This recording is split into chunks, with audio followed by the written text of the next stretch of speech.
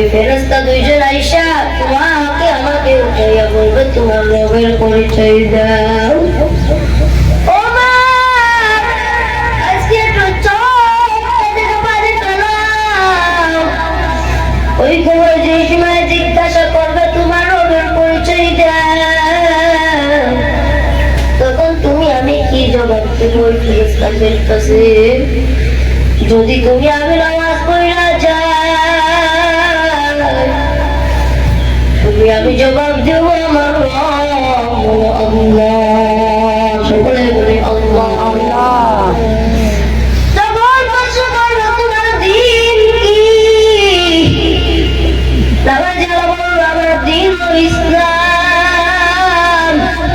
আবার যখন বলবো তোমার নবীকে, নামাজেরা তখন বলবো আমার নবী হযরত মুহাম্মদ সাল্লাল্লাহু আলাইহি ওয়াসাল্লাম। আল্লাহ বলবো ফেরেশতারা দাঁড়ায় রইছেন, তাড়াতাড়ি যাও আমার বান্দার কবরখানা জান্নাতের বাগান বানাইয়া দাও। আমার বান্দার যদি কোনো কষ্ট হয়, আমি আল্লাহ সহ্য করে থাকতে পারবো না, তাড়াতাড়ি যাও আমার বান্দার কবরখানা জান্নাতের বাগান বানাইয়া দিয়ে আসো। ফেরেশতারা আল্লাহর কথা বলতো, তোমার আমার কবরখানা জান্নাতের বাগান বানাইয়া দিবে। আর যে বেনামাজি, ও মা, এবার তোমার কি কান্না লাগবে? দুনিয়ার সাধারণ সাপের মতন সাপ নয়, দুনিয়ার সাধারণ বিচ্ছুর মতন বিচ্ছু নয়। একটু মাথাটা নিচু কইরা, মাথার উপর উল্টাটা দিয়ে মাথাটা নিচু কইরা ফেলাও। সবাই মাথা নিচু করে আল্লাহর কাছে মনে মনে মুনাজাত করেন, মাওলা কত গুনাহ করছি মাওলা, আমরা তো বুঝতে পারি না। ও মা, একটা কথা শুনে নাও, যখন তোমার আমার কবরের ভিতরে দুইটা ফেরেশতাকে পাঠাইয়া দিবে, যাও আমার বান্দার থেকে তিনটা প্রশ্নের উত্তর আদায় করে নিয়ে আসো। ও মা, তোমাকে আমাকে প্রশ্ন করবে তোমার রবকে,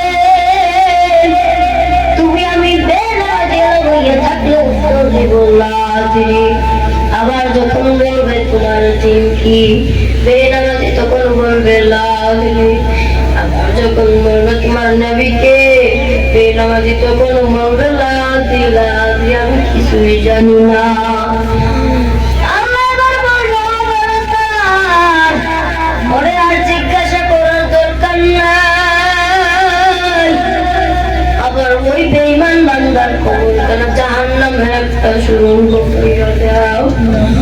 ওই জাহান্নামের তাপ তুমি সহ্য করতে পারবে না। দুনিয়ার সাধারণত সাপ, দুনিয়ার সাধারণত তুমি সহ্য করতে পারো না। ওই জাহান্নামের আগুন কত কঠিন, তুমি জাহান্নামের আগুন সহ্য করতে পারো না। ওই কবরের ভিতরে যখন তোমার প্রশ্ন করবে, তুমি প্রশ্ন উত্তর দিতে পারবে না। আমার আল্লাহ বলল, ফেরেশতারা 99টা সাপ আমার বেঈমানের কবরের ভিতরে ছাইরা দাও। ও মা, ওই সাপ দুনিয়ার সাধারণ সাপ নয় গো মা, ওই সাপ এত কঠিন।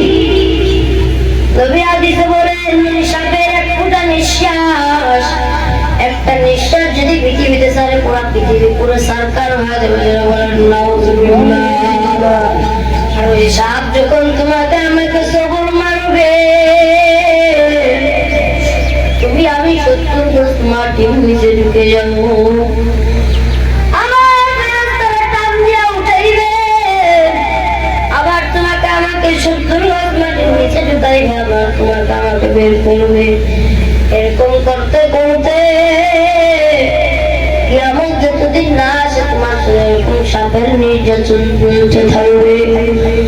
ও আল্লাহ, শুধু একটু আযাব নয়, কবরের পাশে যে দুই পাশে মাটি থাকে, আল্লাহ ডান পাশের মাটিকে অর্ডার করবে, ডান পাশের মাটি পৃথিবীর প্রান্তে চলে যা। বাম পাশের মাটিকে অর্ডার করলো, বাম পাশের মাটি তুই পৃথিবীর প্রান্তে চলে যা। দুই পাশের মাটি পৃথিবী দুই প্রান্তে চলে যাবে। আল্লাহ এবার বলবো দুই পাশের মাটি এবার তোরা দুই পাশ থেকে আইসা আমার বান্দাকে চাপ দে। ও বান্দা, তোমাকে আমাকে যখন চাপ দিবে, তোমার আমার ওই চাপ সহ্য করতে পারবো না।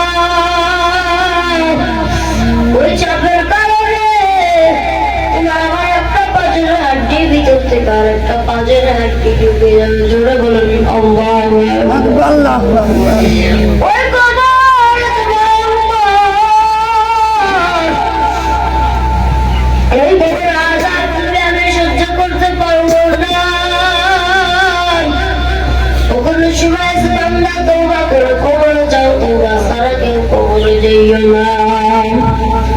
ওই কবরে তোমাকে আমাকে যেতেই হবে,